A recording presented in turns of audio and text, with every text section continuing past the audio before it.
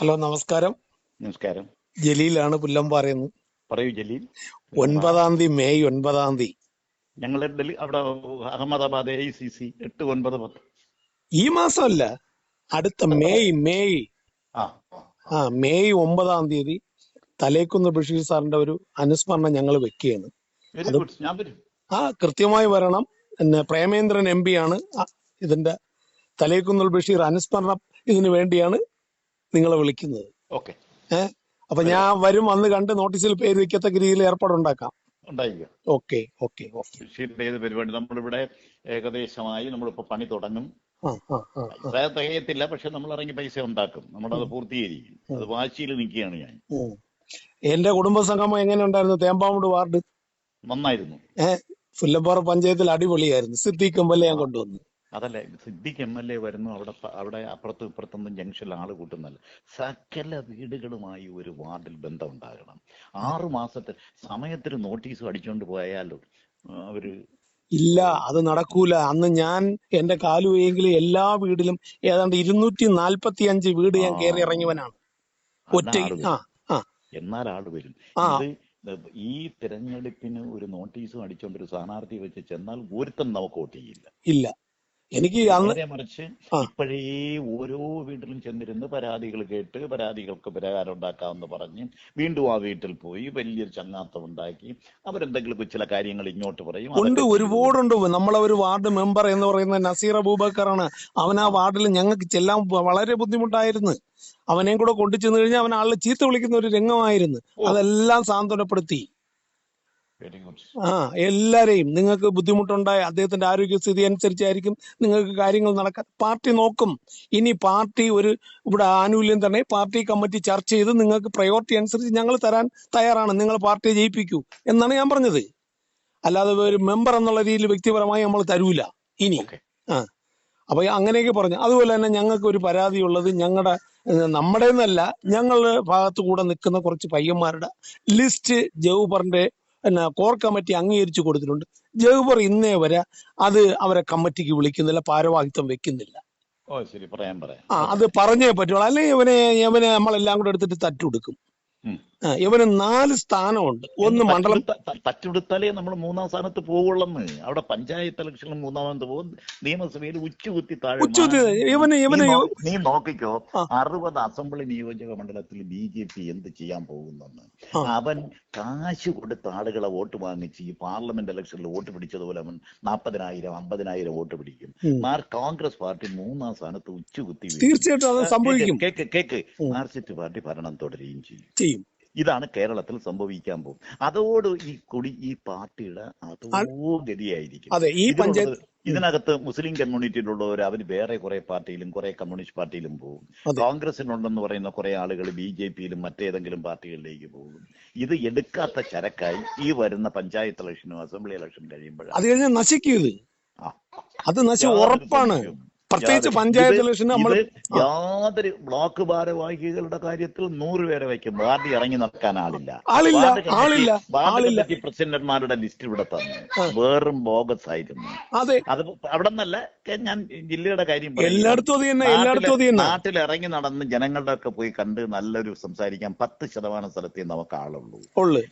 ഇത് നമ്മൾ മനസ്സിലാക്കാതെ മുമ്പോട്ട് പോവുകയാണെങ്കിൽ എന്റെ ജലീലെ വെറുതെ വീരവാദം പഴഞ്ഞ് നമ്മളൊക്കെ നടക്കാമെന്ന് കുഴിച്ചും ഈ പാർട്ടിയെ ഓരോ ഗ്രൂപ്പും പറഞ്ഞ് ഓരോ താല്പര്യവും പറഞ്ഞ് കൂടെ ഇതിനെ കുഴിച്ചു മൂടുന്നതിന്റെ ഉത്തരവാദിത്വം നമുക്കുണ്ട്. തീർച്ചയായിട്ടും. ഇപ്പൊ പുല്ലമ്പാറ പഞ്ചായത്തിൽ പ്രസിഡന്റ് 4 വാർഡിൽ കുടുംബയോഗം വിളിച്ചില്ല. വെള്ളുമനടി, പന്തപ്പിലാവിക്കോണം, പാലാങ്കോണം, പുല്ലമ്പാറ മണ്ഡലത്തില് പാണയം. പക്ഷെ ഈ 4 വാർഡ് നമ്മളെ കയ്യിൽ നിന്ന് പോകുന്ന രീതിയിലാണ്. നമ്മളെ നേതാക്കള് മണ്ഡലം പ്രസിഡന്റ് ഇടുന്ന ഗ്രൂപ്പിൽ അങ്ങിടും. ഒരു ഒരു പയ്യന്മാരെ കണ്ടാൽ പോലും ഒന്ന് തൊളിക്കേ, നാളെ നമ്മളെ പരിപാടിയാണ്, മറ്റന്നാ 3-ാം തീയതി UDF പരിപാടി, നിങ്ങൾ വരണം എന്നൊരു ഭംഗി വാക്ക് പറയില്ല. അതാവും നമ്മളെ പ്രവർത്തകർ ചെന്നാൽ മണ്ഡലം പ്രസിഡന്റോ ആരെങ്കിലും. മനസ്സിലായില്ലേ? അതായത് നീയും മണ്ഡലം പ്രസിഡന്റും തമ്മിൽ കീരിയും പാമ്പുമാണെന്ന് അവിടുത്തെ പ്രവർത്തകർക്ക് ജനങ്ങൾക്കും അറിയാം. എങ്ങനെ അവിടെ പാർട്ടി രക്ഷപ്പെടും? ഒറ്റ ചോദ്യം ചെയ്യുകയാണ്. ഞാൻ കീരിയും പാമ്പല്ല, ഞാൻ കോൺഗ്രസിന് വേണ്ടി പറയുന്നത്. ഇത് ഞങ്ങളുടെ മണ്ഡലം പ്രസിഡന്റ് ആണ്, അയാൾ രാപകലില്ലാതെ പ്രവർത്തിക്കുന്നു, അയാൾ ജലീൽ ആത്മാർത്ഥമായി പ്രവർത്തിക്കുന്നു, ഞാൻ പ്രവർത്തിക്കും. അല്ല പറയുന്ന കേള്, അങ്ങനെ അല്ലെന്നൊരിടത്തും ഒരിടത്തും അങ്ങനെ പ്രസിഡന്റ് എനിക്ക് ഒരു സ്ഥാനം തന്നിട്ടുണ്ട്. ഈ നാശത്തിന്റെ വഴി ഞാൻ പറഞ്ഞു തരികയാണ്. ഒറ്റ ഒരുത്തരും ആത്മാർത്ഥമായി പരസ്പര ബന്ധമില്ല, പരസ്പര സ്നേഹമില്ല, എങ്ങനെ കാലുവാരാമോ, എങ്ങനെ ബഹുജനങ്ങളെ. പക്ഷെ നമ്മുടെ മുഖം പുല്ലംപാറയിൽ വികൃതമാണ്. ഞാൻ ഈ പറയുന്ന വാചകം നീ കുറിച്ചു വെച്ചോ. പഞ്ചായത്ത് ഇലക്ഷൻ കഴിഞ്ഞിട്ട് പ്രസിഡന്റ് 1 വർഷത്തിന് മുമ്പ് എന്നോട് ഇത് പറഞ്ഞു എന്ന് പറയും. കാരണം നമ്മുടെ മുഖം അവിടെ വികൃതമാണ്. ഒരുത്തനെ അംഗീകരിക്കാൻ തയ്യാറല്ല. പിന്നെ ഈ ജനങ്ങളുടെ വികാരം എന്താണെന്ന് മനസ്സിലാക്കാതെ ഓരോ നേതാവിന്റെ പേര് പറഞ്ഞ് ഓരോ നേതാവുമായിട്ടുള്ള ബന്ധം സ്ഥാപിച്ചിട്ട് ഇതിനെ ഭിന്നമാക്കുകയാണ്. പ്രസിഡന്റ്, എനിക്ക് ജൗഫർ എന്നൊരു വ്യക്തിയോട് എതിരുള്ള മണ്ഡലം പ്രസിഡന്റോട് എനിക്കെതിരില്ല. ഇവൻ എന്തിനാ 4 സ്ഥാനം? ബഷീർ സാറിനെ 81 മുതൽ അറിയാവുന്ന ഒരു വ്യക്തിയാണ് ഞാൻ. 77 SLCക്ക് പഠിക്കുന്ന കാലത്ത് തൊട്ട് എനിക്ക് സാറിന് അറിയാം. 77 സാറ് 40 സ്ഥാനമുള്ള ആളാണെന്ന് പല DCC പ്രസിഡന്റുമാരും KPC പ്രസിഡന്റും. എന്തിനാണ് സുധാകരന് MD സ്ഥാനം? എന്തിനാണ് സുധാകരന് നമ്മുടെ 40 സ്ഥാനമില്ലാത്ത ഒരാളിന്റെ പേര് പറഞ്ഞു തന്നാണ്? ഷംസുദ്ദീൻ എത്ര സ്ഥാനങ്ങളാ? രമണിക്ക് എത്ര സ്ഥാനങ്ങളാ? അതെ, ആ നീ അങ്ങനെ പറ. ഇത് ഒരാളിന്റെ പേര് പറ. ആനക്കുഴി ഷാനവാസ് എത്ര സ്ഥാനങ്ങളാ? സത്യം. നിങ്ങൾ അവിടെ വളർത്തിക്കൊണ്ടുവന്ന നിങ്ങളുടെ ആ പഞ്ചായത്തിൽ തന്നെ ഇതെടുത്ത് നോക്കൂ. സത്യം. അല്ലെ, ഞാൻ പറഞ്ഞതല്ലേ, എനിക്കൊരു വേദനയുണ്ട്. ജൗഫറിനോട് വ്യക്തിപരമായ എതിർപ്പുണ്ട്, പക്ഷെ മണ്ഡലം പ്രസിഡന്റിനോട് എതിരില്ല. അയാൾക്ക് കൂടെ നന്നാവണം. വ്യക്തിപരമായ എതിർപ്പാണ് നശിപ്പിക്കുന്നത്. നിങ്ങൾ കുഴിച്ചു മൂടുകയാണെന്ന്. ഇല്ല പ്രസിഡന്റ്, നിങ്ങൾക്ക് ബന്ധമില്ല. നിങ്ങൾക്ക് എന്നെ കുറിച്ച് ഇടിക്കും. അവന്റെ അവസരം കിട്ടുമ്പോഴെല്ലാം നിന്നെ ഇടിക്കും. ഇടിച്ച് താഴെയിട്ട് അവസാനം ഈ മഹാപ്രസ്ഥാനത്തെ നിങ്ങൾ രണ്ടുപേരും കൂടെ അവിടെ കുഴിച്ചു മൂടുന്നു. ഞാൻ കുഴിച്ചു മൂടൂല. ഞാൻ വരും. ഈ തേമ്പാമൂട് വാർഡിലുള്ള ഒരുത്തനാണ് ജൗഫർ. ആ കുടുംബസംഗമം നടത്തിയപ്പോ ഒരു ദിവസം എന്റെ കൂടെ ഒന്നും നടക്കാത്തത് ഞാനൊരു വികല. എങ്ങനെ നീ ഈ പാർട്ടി നന്നാക്കി? ഞാൻ തിരിച്ചുള്ള ചോദ്യം അതാണ്. ഇപ്പോഴും അവിടുത്തെ കോൺഗ്രസിന്റെ മണ്ഡലം പ്രസിഡന്റിനെ കുറിച്ചുള്ള നിന്റെ അഭിപ്രായം ഇതാണ്? യോജിച്ചു പോകാൻ കഴിയുന്നില്ല. ശരി, പ്രസിഡന്റ് പറയുന്നതൊക്കെ ഞാൻ യോജിക്കാം. പ്രസിഡന്റ് പറയുന്നത് ഞാൻ പ്രവർത്തിക്കാം.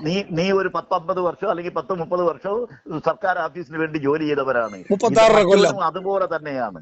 അടിച്ച് തീർത്ത് നോക്കുമെങ്കിൽ കുഴിയെടുത്ത് ഇതിനെ കുഴിച്ചു മൂടണം. ഇല്ല, ഞാൻ പ്രസിഡന്റ് പറയുന്നത് ഞാൻ വർക്ക് ചെയ്തിട്ട് തരാം. ഞാനാണ് എന്റെ വാർഡ് ഞാൻ നോക്കാം. അതുകൊണ്ട് വല്ല കാര്യമുണ്ടാ? നിന്റെ മണ്ഡലം പ്രസിഡന്റും നീയും തമ്മിൽ ഈ കീരിയും പാമ്പുമായി നിൽക്കുന്നിടത്തോളം കാലം പാമ്പൊന്നുമല്ല, എനിക്ക് സ്നേഹം തന്നെ അവന്റെ അടുത്ത്. വളരെ വികൃതമാണ്. ഞാൻ പുല്ലമ്പാറയുടെ സ്ഥിതി അങ്ങോട്ട് പറഞ്ഞുതരാം. നെല്ലനാടും വികൃതമായി, പുല്ലമ്പാറയും നിങ്ങൾക്ക് കിട്ടത്തില്ല. നെല്ലനാട് ഇത്തവണ ഞാൻ രമണിയിലൂടെ ഞാൻ അക്കമിട്ട് പറഞ്ഞു കൊടുത്തു. തീർച്ചയായിട്ടും അവരുടെ ഭാഗത്ത് കുടുംബ സംഗമത്തിൽ പോലും അവരെ വിളിച്ചാ വരൂല. അത് സത്യമാണ്. വിളിച്ചാ വരുന്നതല്ല, അവരുടെ വാർഡിനകത്ത് BJPക്ക് വലിയ സ്വാധീനമായി ഉണ്ട്. മുക്കുന്നൂർ വാർഡ്. ഈ നെല്ലനാട് നമുക്ക് കിട്ടത്തില്ല, പുല്ലമ്പാറ നമുക്ക് കിട്ടത്തില്ല. വാമനപുരത്ത് ചെറിയ ഒരു അംശം നമുക്ക് തോന്നുന്നതല്ല. പനവൂര് നമുക്ക് കിട്ടത്തില്ല. ആ നാട് വളരെ അകലെയാണ്. നന്ദിയോട് കൈയിരിക്കുന്ന പഞ്ചായത്ത് പോകും. ഇതൊക്കെ അവരെ കൂടെ ഞാൻ പറഞ്ഞതാണ്. എങ്ങനെ അസംബ്ലി തിരിച്ചു വരും? ശരി, നാളെ മണ്ഡല കമ്മിറ്റി വെച്ചിട്ടുണ്ട്. ഇതെല്ലാം ഗുണദോഷിച്ച് നമുക്ക് പ്രവർത്തിക്കാൻ പറയാം. ഓക്കെ, ഞാൻ വിളിക്കാം. ഓക്കെ.